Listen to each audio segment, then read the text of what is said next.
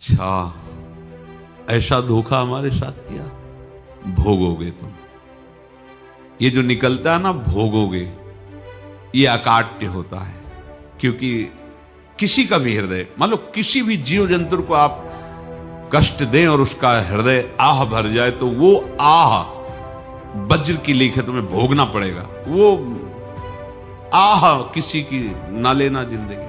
कोई ऐसा कोई आह भर करके कह दिया तुम समर्थ हो, हम तो कुछ कर नहीं सकते, और अंदर से दुखी, फिर तुम्हारी सामर्थ्य काम नहीं करेगी, मिट्टी में मिला देगी। ऐसा नहीं कि आप जो कर रहे हैं कोई देख नहीं रहा, कोई हिसाब किताब नहीं, जो कर रहे हैं अवश्य में भोक्तव्यम, बहुत सावधान।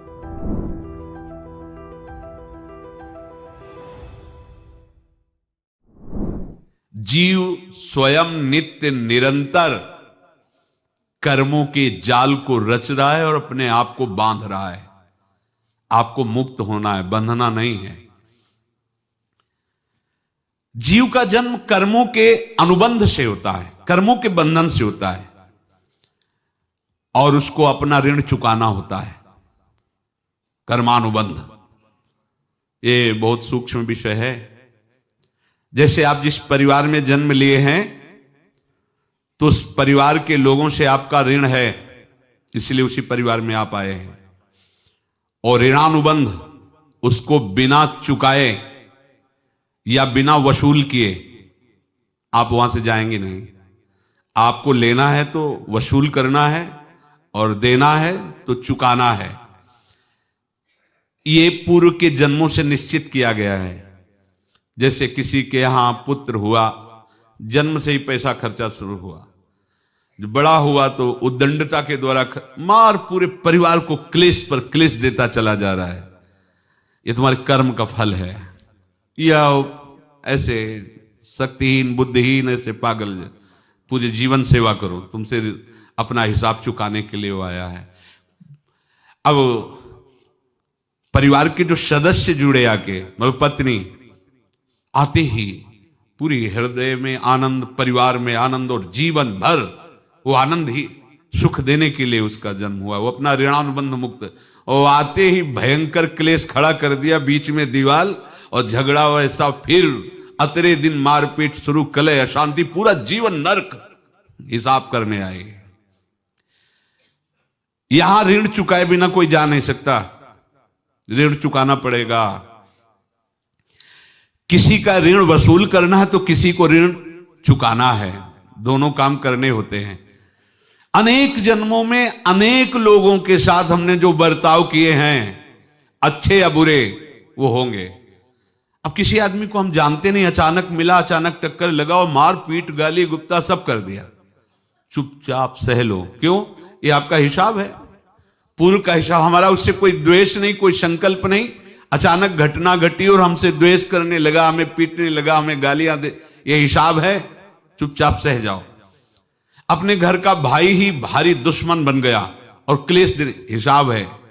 एक प्रभुदत्त ब्रह्मचारी जी की वाणी में पढ़ा था, एक महात्मा जी भ्रमण करते थे, तो उस समय असरफियां चलती थी, मोहरे असरफियां, तो उनको भेंट में देते लोग। तो या तो ठाकुर सेवा में लगे तत्काल, या संत सेवा में तत्काल लगे, उसका संग्रह करके डोलना ये ठीक नहीं है।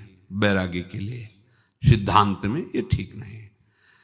तो जब 2, 4, 6, 8 ऐसे मोहरे हुई, तो उन्होंने विचार किया कि और भ्रमण करके जब काफी मोहरे हो जाएंगी तो प्रयागराज में जब कुंभ पड़ता है, एक बार पूरे सब अखाड़े के संतों को, अलग अलग संप्रदाय सब संतों को बुलाएंगे और सबको पवाएंगे। अब साधु है तो यही विचार करेगा, और क्या विचार करेगा।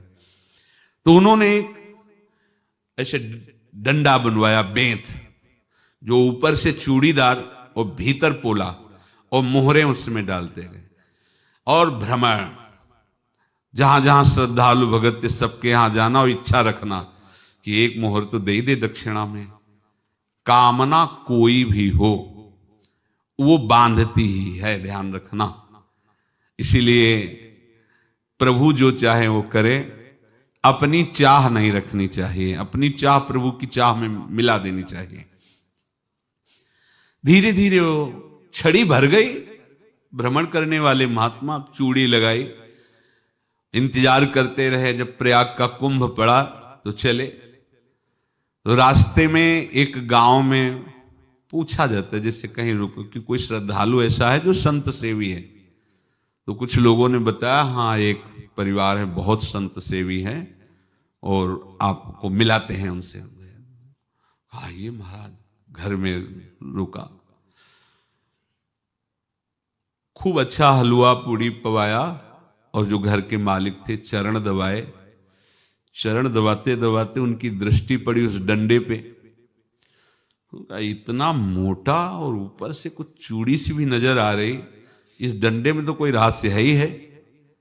अब महात्मा जी को खवा पिला के सुला दिया। महात्मा जी जब सो गए तो पत्नी से धीरे से कहा, वो डंडा लाओ बाबा जी का। डंडा, वो चूड़ीदार जो ही खोला पलटाया तो सैकड़ों मोहरे।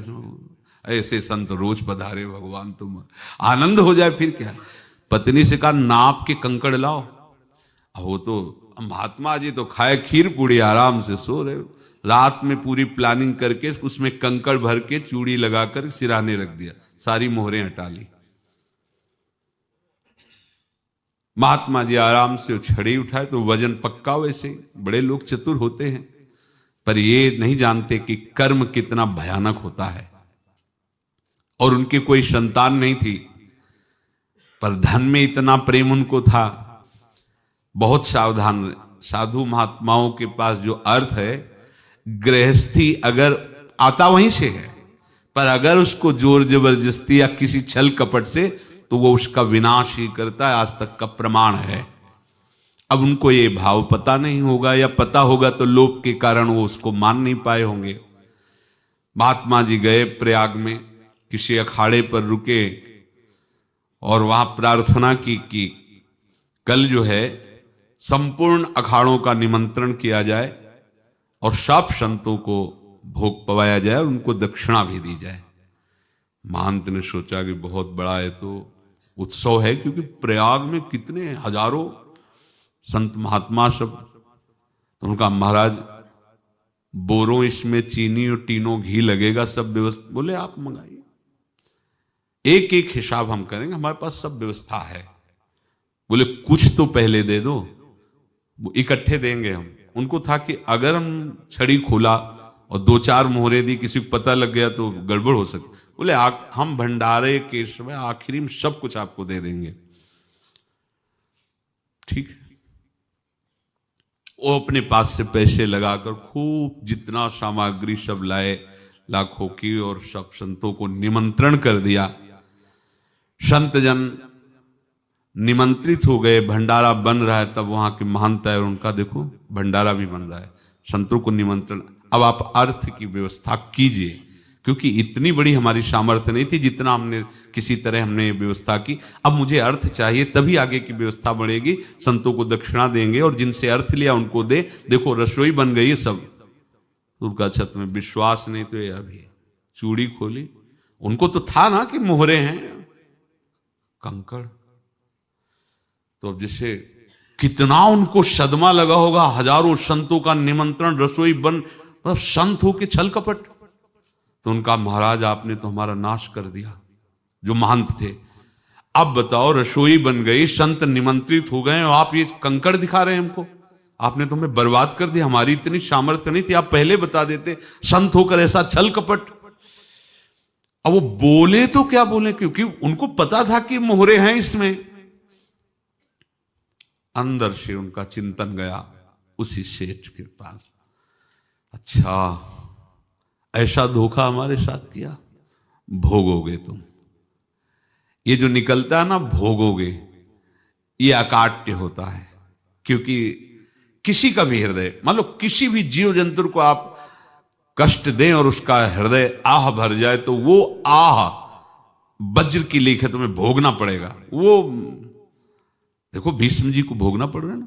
सांप को ऐसे धनुष की नोक से उठाया और बंबूल के कांटों के ऊपर फेंक दिया, कई दिन तक शेदा हुआ, वो आह भर करके मरा। तो आपको 6 महीने बाणों की सैया पर आह किसी की ना लेना जिंदगी में।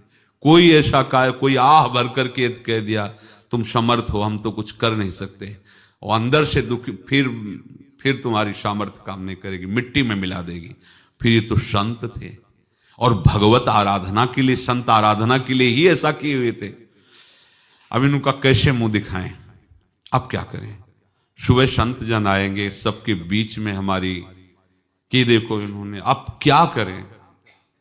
गए और संगम में जाके छलांग लगाई, अपने प्राण त्याग दिए। अब उनके तो पास मोहरे थी और व्यापार बढ़ा, और 9-10 महीने बाद ही लड़का हुआ। अब तो उनको कि संत फलीभूत हो गया। देखो व्यापार चल रहा, लड़का नहीं होता था, लड़का भी हो गया, बड़ा आनंद छा रहा है। जब से वो प्रकट हुए और धन की वृद्धि शुरू हो गई, पढ़ाई लिखाई में उनके खर्चा हुआ सब, बस बीमारी शुरू हो गई उनके शरीर में। अब उसमें पैसा जाना शुरू हुआ। इतने आसक्त तो वो दोनों हो गए कि कुछ भी हो, व्यापार ठप, संपत्ति बेचना शुरू। तो उन्होंने कहा कि बेटा मैं क्या कर सकता हूं तुम्हारे लिए। बोले हमारी अंतिम इच्छा है प्रयाग चलो, और जितने प्रयाग में संत महात्मा सबको एक बार भंडारा करवाओ, हमारी इच्छा अंतिम है, क्योंकि अंतिम यही इच्छा थी। बोले अब ज्यादा संपत्ति तो नहीं रह गई, तो बोले घर बेच दो, मेरे लिए ही तो है, बेच दो। मुझे लगता मैं बचूंगा नहीं, पर मेरी अंतिम इच्छा पूर्ण कर दो। घर बेच दिया, जेवर बेच दी। वहां गए, जब संत सेवा की तो बोले मुझे संगम तक ले चलो। संगम तक ले गए और बोले समझे तुम चुराए थे और हमने उसको छीना है, कुछ नहीं रह गया तेरे पास कुछ, अब केवल ममता और आसक्ति में जलकर मर और नरक प्राप्त कर। मैं वही महात्मा हूं जिसकी तूने मोहरे ली थी, शरीर छोड़ दिया। महात्मा को जन्म लेना पड़ा और इनको दुर्गति भोगनी पड़ी। ऋणानुबंध होश में, ऐसा नहीं कि आप जो कर रहे हैं कोई देख नहीं रहा, कोई हिसाब किताब नहीं, जो कर रहे हैं अवश्य में भोक्तव्यम, बहुत सावधान। अनेक जन्मों में अनेक लोगों से जो कुछ लिया दिया है, इस लेने देने को मिटा देने के बाद ही तुम मुक्त हो गए। इसीलिए एक उपाय है, लेना न देना मगन रहना। क्या? मालिक को समर्पित हो जाओ, मालिक को अपना माना हुआ समर्पित कर दो, खत्म। अहम त्वाम स्वरूपापेभ्यो मोक्षयिष्यामि, सब खत्म। आगे पीछे लेना देना सब खत्म। एकादश स्कंद में भगवान श्री कृष्णचंद्र जी ने कहा जो मेरे चरणों का आश्रय लेकर भक्त मेरा भक्ति करता है, उसके पितृ ऋण, मातृ ऋण, देव ऋण, ऋषि ऋण, सब ऋणों से मैं मुक्त कर देता हूं। बस यही एक उपाय है जो इसके बंद करने का उपाय भक्तों के लिए है, वो यही है, भगवान की शरण में होकर अपना माना हुआ पूरा भगवान के अर्पित कर दो। अर्पित करने का तात्पर्य उसमें अहम हटा दो। तो दियम वस्तु गोविंदम तुभ्यमेव समर्पये। जिनसे तुमने सेवा करवाई है उनकी सेवा करनी पड़ेगी, जिनसे तुमने जो कुछ लिया है उनको देना पड़ेगा। ये लेने देने का व्यापार जब तक समाप्त नहीं होगा तब तक तुम्हारा जन्म मरण चलता रहेगा। अब आपको यहां समझना है, यदि आपसे किसी ने पैसे लिए बेईमानी करके नहीं दे रहा है तो आप उसको गाली मत दीजिए, आपने बेईमानी की थी इसलिए आपकी बेईमानी हुई है, ले गया, कोई बात नहीं है, बंधन से मुक्त हुए, जो बोझा था चला गया। उसको ऐसा ना देखे कि ये बेईमान हमारे रुपए मार लिए, अब जो कुछ होगा देखेंगे। अगर आप आगे नया कुछ करते हैं तो फिर आगे का हिसाब आपको भोगना पड़ेगा, ध्यान रखना। ऐसा नहीं है कि आपको भोगना नहीं पड़ेगा। एक ही उपाय है कि अब जो शरीर धारण किए इसी में जो भोग ले, आगे ना होना चाहिए। तो क्या करे? सर्वतो भावेन भगवान की शरण ले ले। ये तो सर्वाणि कर्माणि मयि सन्न्यस्य मत्पराः अनन्येनैव योगेन माम ध्यायन्तु उपासते तेषामहं समुद्धर्ता मृत्यु संसार से। ये बड़ा कठिन है पार होना, कोई छोटी मोटी बात है। एक महात्मा बाल्यावस्था से भजन करते थे, शालिग्राम भगवान पास रखते थे और उन्हीं की आराधना करके बस पाठ नाम जप और भ्रमण करते थे।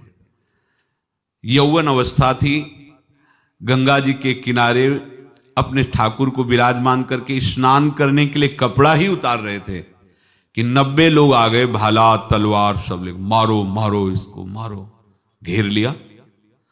तो उन्होंने हाथ जोड़कर कहा हमने क्या अपराध किया, कोई सुन ही नहीं रहा। तो उन्होंने कहा मार तो डालोगे ही आप 90 लोग, हम कोई अस्त्र शस्त्र तो लिए नहीं, एक बार हमें गंगा में डुबकी लगा देने दो और अपने ठाकुर को स्नान करा देने दो, फिर इसके बाद आप मार देना। भगवत इच्छा से वो लोग रुक गए, स्नान किया और अंदर से प्रार्थना की, प्रभु ये क्या लीला है आपकी, आपके सिवा मेरा कोई है नहीं और ये मुझे मारना चाहते हैं। तो भगवान ने जानते हो क्या कहा उनके अंतर में, तुम मेरे में ध्यानस्थ हो करके शरीर को छोड़ो, ये लोग मारेंगे, ये मेरे भजन का फल है कि तुम्हें 90 जन्म नहीं लेना पड़ेगा, एक ही जन्म में 90 मिलके, तुमने 90 हिंसा की थी पूर्व में, तो तुम्हें 90 बार जन्म लेना होता और एक एक करके मारते। ये मेरे भजन का प्रताप है कि एक बार में ही 90 का हिसाब हो जाएगा। तुम आंख मूंदो, मेरे ध्यान में मगन रहो, मेरे प्रताप से तुम्हें कोई चोट नहीं होगी और स्वाभाविक मूर्छावस्था में प्राण तुम्हारे छूट जाए। ऐसा ही हुआ, ऐसा हुआ। तो ये बात समझ लो कि ये जो कर्मानुबंध है, ऋणानुबंध है। आप देखो, अगर शाप महात्माओं ने दिया कि तुम्हारे वंश का इससे विनाश होगा, तो भगवान भी परम धाम जा रहे तो उसी कील से, बाण की नोक में जो मछली लील गई थी छोटा कण, उसी से की नोक बनाई और उसी नोक को प्रहार किया, भगवान के श्री चरण में वही बाण की नोक लगी और भगवान ने स्वीकार किया ना। भगवान का बड़ा लीला विचित्र है। अगर छुप करके उधर रामावतार में बात, तो इधर ऐसे स्वीकार किया है भगवान ने। ऐसा कहीं नहीं दिखाया कि मैं भगवान हूं तो मैं अपने लिए, ऐसा नहीं दिखाया। नारद जी का हित किया पर नारद जी ने शाप दिया तो भगवान ने स्वीकार किया। बंदरों ने ही सहायता की, जैसा बोले थे वैसा। ये लीला इस शरीर में भोगनी पड़ेगी। हां, ज्यादा को कम में भुगता देंगे, पर अब अगला शरीर ना मिले, इसके लिए सर्वतो भावेन भगवान के आश्रित हो जाए। जैसे आपने दुकान फैला रखी है तो उसमें दो काम होते हैं, लेना और देना। किसी को उधार दिया है तो हमें उससे लेना है, और कोई नगद देकर सामान ले रहा है तो उसे सामान देना है, या उधार लिया है तो हमें उधार देना है। अब अगर दुकान बंद करनी है तो तुम्हें देने वालों पर जोर देना है,